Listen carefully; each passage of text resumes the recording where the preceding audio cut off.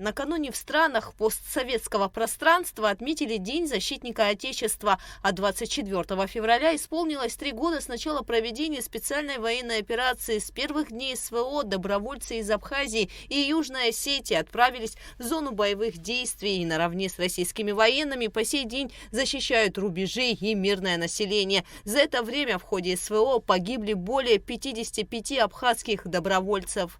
24 февраля – день начала СВО.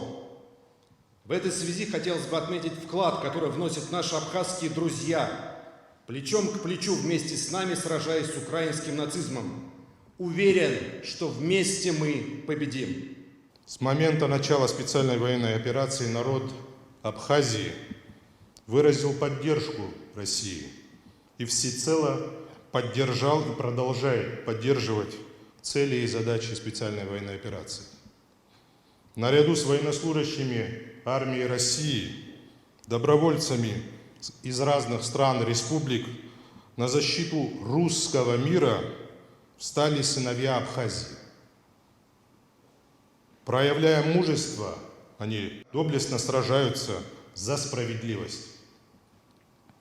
Мы благодарны им за доблесть, самоотверженность, за верность долгу и любовь к Родине. В ходе мероприятия, посвященному Дню защитника Отечества и третьей годовщине начала СВО в стенах Дома Москвы, был представлен международный фотопроект под названием «Мы обвиняем». Пожилая женщина, пытающаяся уехать из полуразрушенного Мариуполя, мать с ребенком, спасающиеся от обстрелов, дети и старики, которым пришлось покидать родной край, и множество других снимков, на которых изображены человеческие мучения, надежда на мир и спасение. Экспозиция посвящена мирным жителям Донецкой и Луганской народных республик, Запорожской, Херсонской, Ростовской, Курской и Белгородской областей. Фотовыставка состоит из снимков российских фотожурналистов, которые провели более 20 месяцев в зоне боевых действий. В ней представлены фотографии, созданные главным редактором журнала «Новые регионы России» Сергеем Винявским в период с мая 2022 по сентябрь 2024 года в зоне проведения СВО и в приграничных регионах России. Вот эти фотографии покажут внимательному зрителю, что люди, которые живут там, пронесли эти ужасы через себя.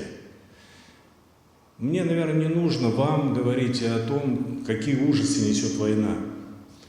Вы сами это все пережили во время отечественного народа Абхазии. Вы все эти ужасы знаете. Самое главное, об этом нельзя забывать. В ходе мероприятия герой Абхазии, директор музея боевой славы Мзия Бей отметила, что важно помнить тех, кто отдал жизнь за мир, и поддерживать тех, кто его защищает. Не случайно, видимо, сложилось, что начало специальной военной операции выпало на следующий день после Дня защитника Отечества. День защитника Отечества – это праздник мужества и героизма. В этот день и сегодняшний день мы отдаем дань тем, кто посвятил свою жизнь служению Родине, тем, кто стоял и стоит на страже мира и безопасности своих стран. От лица представителей интернациональной бригады «Пятнашка» в рамках мероприятия выступил Денис Соломко. Большой привет от нашего командира Ахры Авицба и всех наших ребят, которые сейчас в рядах интернациональной бригады «Пятнашка» выполняют свой долг в зоне СВО. Всегда вспоминаю слова своего брата и близкого друга Аляса Авицба, позывной «Горец», о том, какие были его первые впечатления, когда он приехал. Приехал он в Донецк и, дожидаясь наших ребят, сидел на остановке. Он рассказывал эту историю, многие из вас об этом знают. Сидел на остановке, и недалеко от остановки стояла женщина с ребенком. И был прилет. И эта женщина с ребенком, они погибли. И вот эти вот эмоции, я не могу передать его эмоции, потому что это вот его рассказ. Так вот, задача специальной военной операции – это как раз-таки нацеленные на то, чтобы остановить вот это вот убийство мирных граждан, геноцид, простого народа. Также перед собравшимися выступили школьники, которые прочитали стихи о специальной военной операции, и оперная дива Нана Черкезия.